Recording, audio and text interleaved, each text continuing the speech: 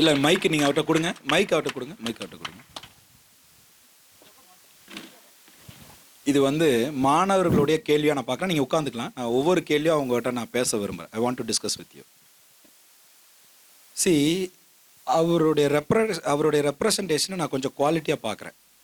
இது இன்னைக்கு இருக்கிறவங்களுக்கு தேவை. இப்போ நான் பேசுகிறத மட்டுமே நீங்கள் கேட்டிங்கன்னு வைங்களேன், அது உங்களுக்கு தேவையானதாக பல நேரங்களில் இல்லாமல் இருக்கலாம். உங்களுக்கு தேவையானதை கேட்டால் தானே கிடைக்கும். அப்போ உங்கள் தேவையை அவர் கேட்குறாரு. கரெக்டா? இப்போ முதல் கேள்வி என்ன கேட்டார்?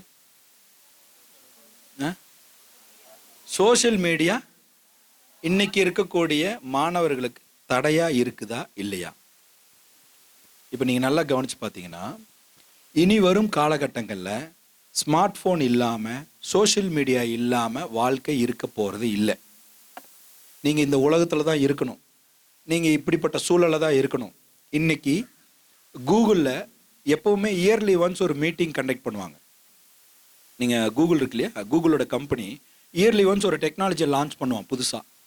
இப்போ ஒரு டெக்னாலஜி லான்ச் பண்ணியிருக்கான். என்ன டெக்னாலஜின்னா, நீங்கள் உங்களுடைய ஃபோனை வச்சே உங்கள் உடம்புல என்ன வியாதி இருக்குது, கேன்சர் எந்த ஸ்டேஜில் இருக்குதுங்கிறது ஃபோனை வச்சே கண்டுபிடிச்சிடலாம். அதை கண்டுபிடிக்கிறதுக்கு ஒரு டெக்னாலஜி வச்சுருக்காங்க. மூன் ஷாட் அப்படிங்கிற ஒரு நிறுவனத்தை நடத்துகிற நவீன் ஜெயின் அப்படின்னு ஒருத்தர், அவர் இந்தியாவினுடைய ஆரிஜின். அவங்க என்ன பண்ணுறாங்கன்னா, ரேடியோ ஆக்டிவ் நியூரோ வேவ்ஸ் அப்படின்னு ஒரு wave, radio active neuro waves, இந்த வேவ்ஸ் வச்சு தான் இந்த தாவரங்கள் வளருது அப்படின்னு கண்டுபிடிச்சிருக்காங்க. இந்த பிளான்ட் எல்லாம் தண்ணி ஊற்றுறதுனால, நீங்கள் மண்ணில் இருக்கிறதுனால வளரல, அதனால் ஒரு வேவ்ஸ் ஒன்று ஜென்ரேட் ஆகுது. அந்த வேவ்ஸ் தான் எனர்ஜியாக வச்சு அது வளருது. அப்போது இந்த மனிதர்களும் சாப்பாட்டை தாண்டி ஒரு ஃப்ரீக்குவன்சி வச்சு உங்களால் எனர்ஜியாக இருக்க முடியும் அப்படின்னு ஒன்று கண்டுபிடிச்சிருக்கான். அந்த ஃப்ரீக்குவன்சியை வச்சு ஒரு எக்யூப்மெண்ட்டை வச்சு உங்கள் பாடியில் உங்கள் ஆறாவனுடைய அளவு என்ன, உங்கள் பாசிட்டிவிட்டியினுடைய ரேஷியோ என்ன, உங்கள் உடம்புல வியாதி இருக்கா இல்லையா, ஒரு ஆர்ஆ டெஸ்ட்னு இருக்குங்க. ஆர்ஆ டெஸ்ட்னு ஒரு மெஷின் இருக்குது, ஹீலின்னு ஒரு மெஷின் இருக்குது. அந்த மெஷினை வச்சு உங்கள் ஆறாவை ஸ்டடி பண்ணுனா, இன்னும் 6 மாதத்தில் உங்களுக்கு கேன்சர் வருமா, 6 மாதத்தில் கிட்னி ஃபெயிலியர் வருமானு கண்டுபிடிச்சலாங்கிற ஒரு டெக்னாலஜி வந்திருக்கு. இப்போ சொல்லுங்கள், உங்கள் ஸ்மார்ட் ஃபோனோ இந்த டெக்னாலஜியும் நீங்கள் தவிர்த்து வாழ முடியுமா? முடியாது. அப்போது நம்மளோட பயணித்து தான் ஆகணும். ஆனால் என் வாழ்க்கைக்கு அது எவ்வளவு தேவைங்கிற விகிதாச்சாரத்தை புரிஞ்சுக்கிட்டு பயன்படுத்தணும், அவ்வளோதான். அப்போ அதனோட விகிதம் எவ்வளோ தேவை, அதனுடைய அளவு எவ்வளோ தேவைங்கிறத அவரவர் புரிஞ்சுக்கிட்டால் மட்டும்தான் அதை மேம்பட முடியுமே தவிர, நாம் கண்ட்ரோல் பண்ணி, இப்போ நம்ம கண்ட்ரோல் பண்ணன்னு வைங்க, ஃபோனை கொடுக்காம, ஃபோனை நீங்கள் பார்க்காதீங்கன்னு ரெஸ்ட்ரிக்ட் பண்ணிங்கன்னா, அப்பா அம்மாவுக்கு தெரியாமல் காசு சேர்த்தி அப்பா அம்மாட்ட பொய் சொல்லி பணம் வாங்குறதுக்காக பொய் சொல்லுவேன் அப்படின்னு பல குழந்தைகள் இருக்கலாம்.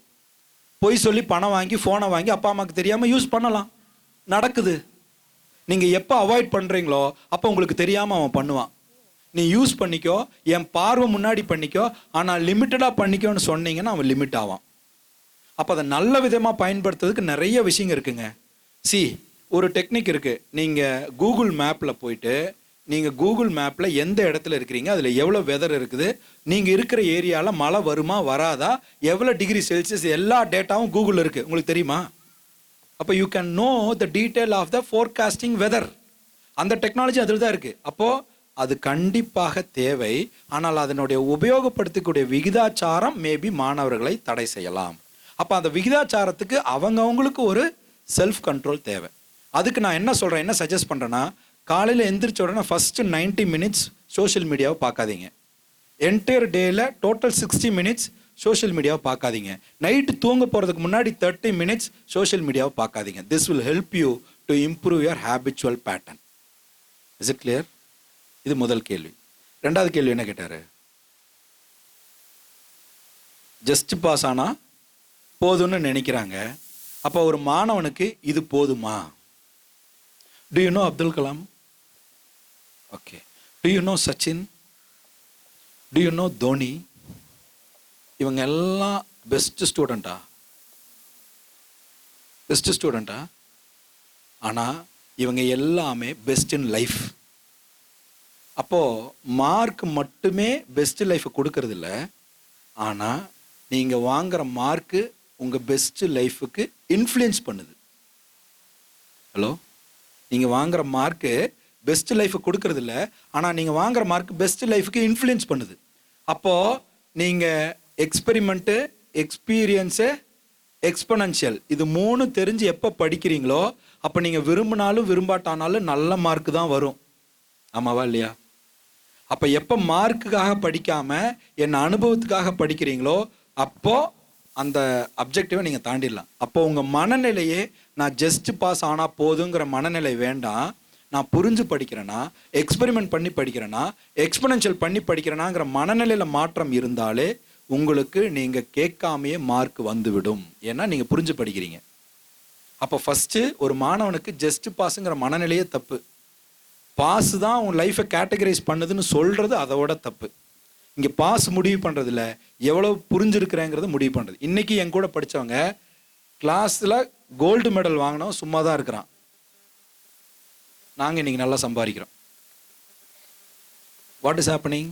அப்போது நீங்கள் மார்க்கை எப்போ புரிஞ்சு படிக்கிறீங்களோ, புரிஞ்சு படிக்கும்போது 23 மார்க் 190 மார்க்காக மாறும்.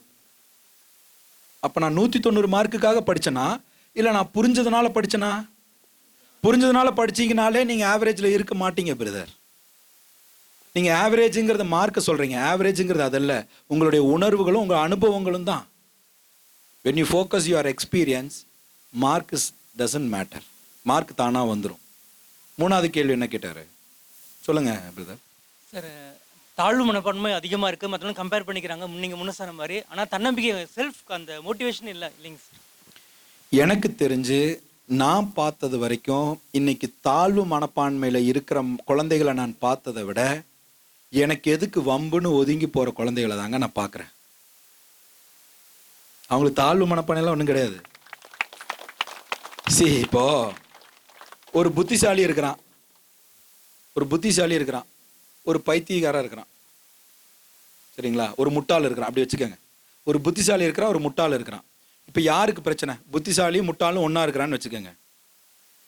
அது கணவன் மனைவியாக இருக்கலாம், முதலாளி தொழிலாளியாக இருக்கலாம், ஆசிரியர் மாணவனாக இருக்கலாம், அண்ணன் தம்பியாக இருக்கலாம், யார் வேணா இருக்கலாம். ஒரு புத்திசாலியும் ஒரு முட்டாளும் இருக்கிறான். யாருக்கு பிரச்சனை? புத்திசாலிக்கு தான் பிரச்சனையா? ஏன்? முட்டாளுங்க வச்சுட்டு புத்திசாலி எப்படி காலம் ஓட்டுறது? பிரச்சனை யாருக்குன்னா முட்டாளுக்கு தான் பிரச்சனை. ஏன்னா புத்திசாலிக்கு தெரியுமில்ல அது முட்டாளுன்னு. ஹலோ, தெரியுமா தெரியாதா? புத்திசாலிக்கு தெரியாது முட்டாள்னு. அப்போ பிரச்சனை யாருக்கு? முட்டாளுக்கு தான் பிரச்சனை. அப்போது யாரும் இங்கே தன்னம்பிக்கை குறையிறதுனால அவங்க வெளிப்படுத்தாமல் இல்லை. எதுக்கு வம்பு? நான் எதுக்கு என்னை இன்வால்வ் பண்ணிக்கணும்? நான் எதுக்கு என்னை இங்கே கொண்டு வந்துக்கணும்? அப்போது நீங்கள் உங்களுடைய இன்வால்மெண்ட் தான் பிரச்சனை, தன்னம்பிக்கை பிரச்சனை அல்ல. அப்போ உங்கள் கேள்வி இன்வால்மெண்ட் இல்லாமல் இருக்கிறது கரெக்டாக தப்பா? அதுதான் உங்கள் கேள்வியாக இருக்கணும். இன்வால்மெண்ட் இல்லாமல் இருக்கிறது தவறு. இன்வால்மெண்ட் இருந்தால் தன்னம்பிக்கை வந்துவிடும். இன்வால்மெண்ட் இருந்தால் குற்ற மனப்பான்மை இருக்காது. Is it clear brother? Right. அடுத்தது கேள்வி. சரி, இந்தியாவில் மக்கள் தொகை அதிகம், மனித வளம் அதிகம், ஆனால் நோபல் பரிசிலும் சர்வதேச விளையாட்டுகளில் நம்முடைய பங்களிப்பு குறைவாக இருக்குது. ரைட். ரொம்ப ஆரோக்கியமான கேள்வி, நல்ல கேள்வி. ஃபைடன் அப்படின்னு ஒரு விஞ்ஞானி நோபல் பரிசு வாங்கினார். அந்த நோபல் பரிசு அவர் வாங்கினதுக்கு உண்டான அடிப்படை காரணம் என்னன்னு யாருக்காவது தெரியுமா? அவர் வாங்கினதுக்கு உண்டான அடிப்படை காரணம், அவங்க அப்பா சின்ன வயசுலேருந்து அவருக்கு ஒரு கற்பனை திறனை வளர்த்தினார். ஒரு டைனோசர்னா இப்படி இருக்கும், ஒரு டைனோசனுடைய தலைனா இப்படி இருக்கும். அந்த கற்பனை திறன் தான் அவரை அறிவியலில் நோபல் பரிசு வாங்க வச்சது. அப்போது இன்றைக்கு இருக்கக்கூடிய நபர்கள் நீங்கள் நோபல் பரிசு வாங்குறதுலையோ அல்லது ஒலிம்பிக்கில் பங்கு பெறுறதுலையோ குறைவாக இருக்குதுன்னா அதனுடைய அனுபவங்களும் அதனுடைய எக்ஸ்பீரியன்ஸ் அண்ட் எக்ஸ்பெனென்ஷியல் குறைவாக இருக்கிறதுனால தான் குறைவாக இருக்குது. இப்போ பாருங்கள், சமீப காலமாக நீங்கள் இவர் முத்து இல்லையா, நீங்கள் இந்த பேரா ஒலிம்பிக்கில் வாங்கினார் இல்லையா, ஒரு பேர் என்ன, பேரா ஒலிம்பிக்கில் ஒருத்தர் வாங்கினார்ல, முதல் முறையாக வாங்கினார், மாரிமுத்து. அவர் எதனால் வாங்கினார்? இது வரைக்கும் வாங்கலை. எதனால் வாங்கினார்? அதை அவர் எடுத்து செல்வதற்கும் அதை கொண்டு போய் சேர்த்துவதற்கும் அவருக்கு கிடைத்த அனுபவங்கள், எக்ஸ்பீரியன்ஸ். அப்போ இங்கே நிறைய நோபல் பரிசு வாங்குறது குறைவாக இருக்குன்னா அதை நோக்கி போகக்கூடிய வழிகாட்டுதல் இல்லை. இன்னைக்கு ஏஆர் ரகுமானே 2 ஆஸ்காரை வாங்கிட்டு எப்படிங்க நீங்கள் வாங்கினீங்கன்னு கேட்குறாரு. அதுக்கு அவர் என்ன பதில் சொல்கிறாருன்னா, நம்ம மக்களுக்கு அந்த ஆஸ்காருக்கு எப்படி ப்ரெசன்ட் பண்ணணுங்கிற நாலேஜ் இல்லை, அதனால தான் ஆஸ்கார் இத்தனை நாளாக வாங்கலைன்னு சொல்கிறார். அந்த அந்த ஆஸ்காருக்கு அதை கொண்டு போய் ப்ரெசன்ட் பண்ணுற மெத்தடாலஜி தெரியல, அந்த எக்ஸ்பீரியன்ஸ் இல்லை. அப்போது அது சார்ந்த சிந்தனையை நீங்கள் வளர்த்தும் போது நீங்கள் வளர்த்துக்கலாம். இப்போ என் ஃபேமிலியில் யாருமே வேர்ல்டு ரெக்கார்டு பண்ணலை. வேர்ல்டு ரெக்கார்டுன்னா என்னன்னே தெரியாது. நான் எப்படி வேர்ல்டு ரெக்கார்டு பண்ண முடிஞ்சது? அதை தேடி நான் கற்றுக்கிட்டேன். அதுக்கு என்ன பண்ணணுங்கிறத நான் வளர்த்துக்கிட்டேன். அப்போ உங்களுடைய இன்வால்மெண்ட் எப்போ இருக்குதோ அது இன்ட்ரெஸ்டாக இருக்கும்போது அதனுடைய செய்தி பரவலாக இருக்கும். அப்போ குறைவாக இருக்குதுங்கிறத விட அது தெரியப்படுத்தாமல் இருக்குது, தெரியாமல் இருக்குது, திறமைகள் இருக்குது, அதுக்குண்டான வழிகாட்டுதல் குறைவாக இருக்குது. அப்போ நாங்கள் ஏன் இதை பண்ணுறோம்?